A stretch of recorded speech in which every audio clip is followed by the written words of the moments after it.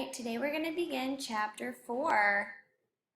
Don't worry about not reading chapter 3. We're going to go through the summary. So you should have your notes out. You should have your book open to page 46. Pick up your pencil and get ready to fill in the blank for part 1. After his fight with Sam, Tim's father talks to Tim about why Sam wants to go to war. Tim's father thinks the war is wrong because he does not believe paying taxes is a good reason to start a war. The conversation leaves Tim confused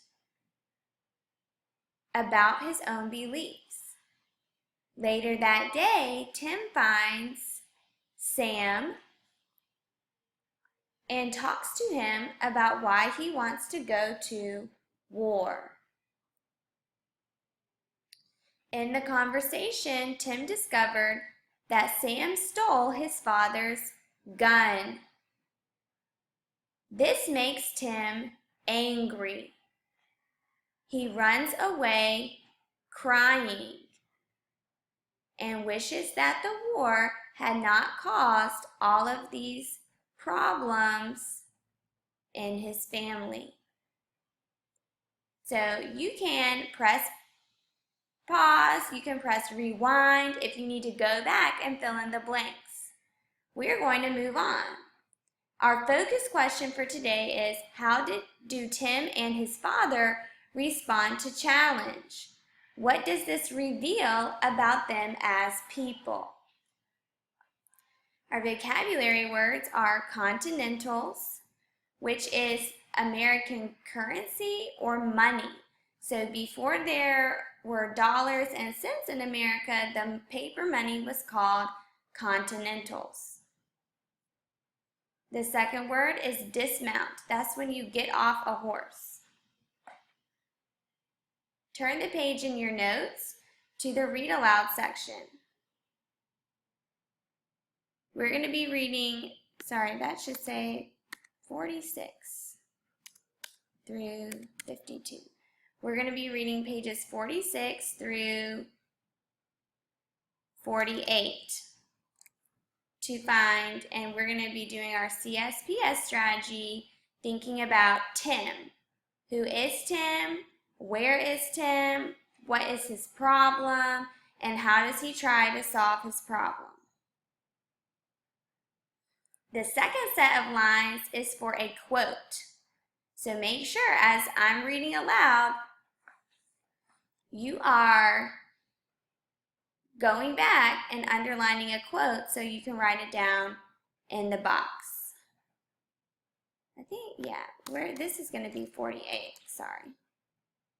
So you should be on page 48. And at this point, I'll tell you what happened on page 46. On page 46, Tim has just found out from Betsy that Sam is coming home. He's been gone for a while, and now Sam is coming home. And he's not coming home to his house, but he is just coming back to Redding Ridge. And he's going to stay in Tom Warup's teepee. Okay, and so Tim is outside chopping wood, thinking about, what he and Sam are going to talk about. All right, so we're on page, let's do the bottom of page 47. I was thinking that when I first heard the horses, I straightened up, letting the axe dangle from my hand. So remember, Tim was outside chopping wood. Tim was outside chopping wood. Go ahead and write that down in the setting. Tim is outside chopping wood. And you can get that quote from this paragraph on page 47. Tim is outside chopping wood. Let's keep going. So he's outside chopping wood and he hears horses. So he stopped and listened. Top of page 48. There was a lot of them coming up the Fairfield Road from the south, and they were coming pretty fast. I started down the road toward the bend. They would have passed right by me. At first, all I could hear was the heavy drum roll sound of hoofs. Then I began to hear voices of men shouting and the jingling of harnesses. Then suddenly they came pouring around the bend of the road into sight.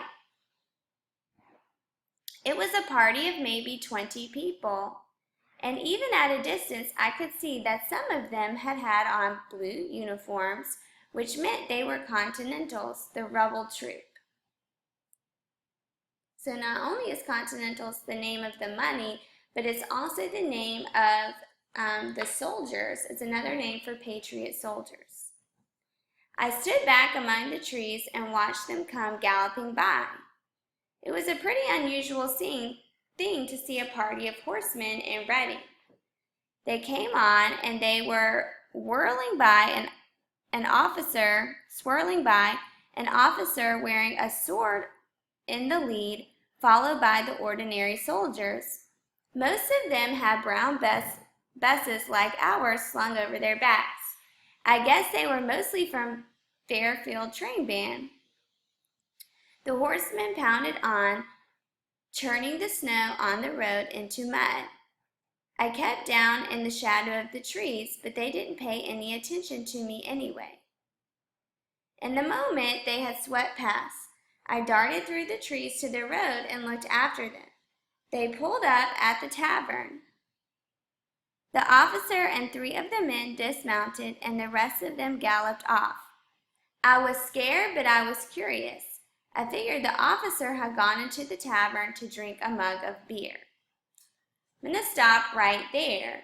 We've already learned a little bit about Tim and what he is like for our character.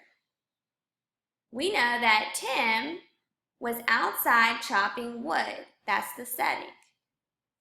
And now we've learned that while Tim was chopping wood, he saw a group of Continental soldiers ride up to the tavern. And he is curious about why they are there. So for character, you need to write, Tim saw a group of Continental soldiers ride up to the tavern, and he is curious about why they are there. And then you can write this quote, I was scared, but I was curious. I figured the officer had gone into the tavern to drink a mug of beer. Press pause to write down your answer, and then play when you're ready for the top of page 49. I hadn't really seen many true soldiers, and I wondered what they were like. I wasn't sure if it was safe, though. What would they do if they knew that father was against the war? Still, I didn't want to be left out of the excitement, so I cut back through the woodlot and across the snowy fields so I could come up to the house from behind. I figured I would sneak in the kitchen door and listen to what was going on first. I was still carrying the axe. It was dangerous to run with an axe because you might fall and cut yourself, but it made me feel safer to hold it in my hand. I went on running through the light snow, and then I came up behind the barn and eased myself around into the barnyard. I could hear the horses stamping and jingling their harnesses in front of the tavern. Somebody began to shout. That's a clue that we're about to hear the problem. The shouting was coming from inside the tavern. I darted across the barnyard and slipped into the kitchen. The door of the tap room was mostly closed, but there was a crack where it was hinged onto the wall. The shouting went on. I tiptoed to the door and put my eye on the crack. Mother was standing against the fireplace wall. There was a man in front of her, holding a rifle sideways to keep her from getting away. Two other soldiers had hold of Father from the back, twisting his arms behind him so he couldn't move. So Tim has run up from the woodlot, and now he's snuck into the tavern from the back. And he's in the kitchen peeking through the crack in the door, and he sees his mother being held at gunpoint by soldiers, and his father is being held down by the other soldiers. So that is his problem. Tim sees, write this down for problem, Tim sees the Continental soldiers are holding his mom at gunpoint, and they are holding down his father. Press pause to write down your answer and play when you're ready to keep going. Bottom of page 49. The officer in charge stood in front of him with a sword. "We know you have a weapon, Meeker. Where is it?" he shouted. He jabbed the sword forward as if he were going to stick it into Father, and at the same time, the men holding Father gave him a jerk. I began to shake and shiver. I thought I would run someplace to get help, but then I realized there wasn't any help. Probably the Patriots were trying to get the guns away from all the Tories. "I don't have it anymore," Father shouted. "My loyal son Samuel stole it to go play soldier boy." The officer laughed. "Come now, I'm not going to believe that story. You're all Tories here. We want your gun."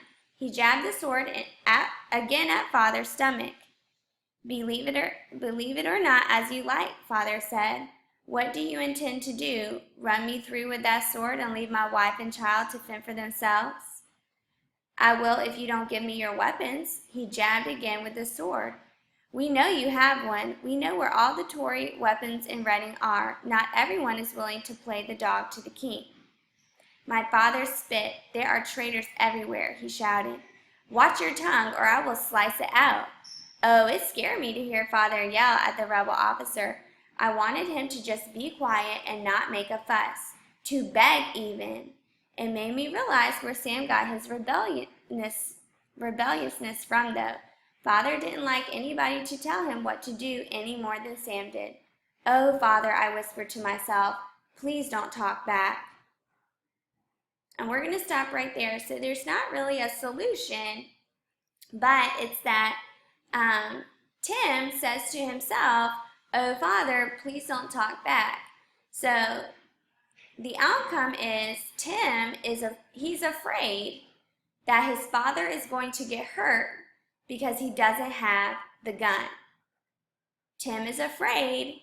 Write this down for solution. Tim is afraid his father is going to get hurt because he doesn't have the gun and he is talking back. And then you need this quote at the top of page 51. After you finish writing, you need to complete your paragraph. How do Tim and his father respond to challenge? The challenge is that's the same thing as problem. How do they respond to this problem?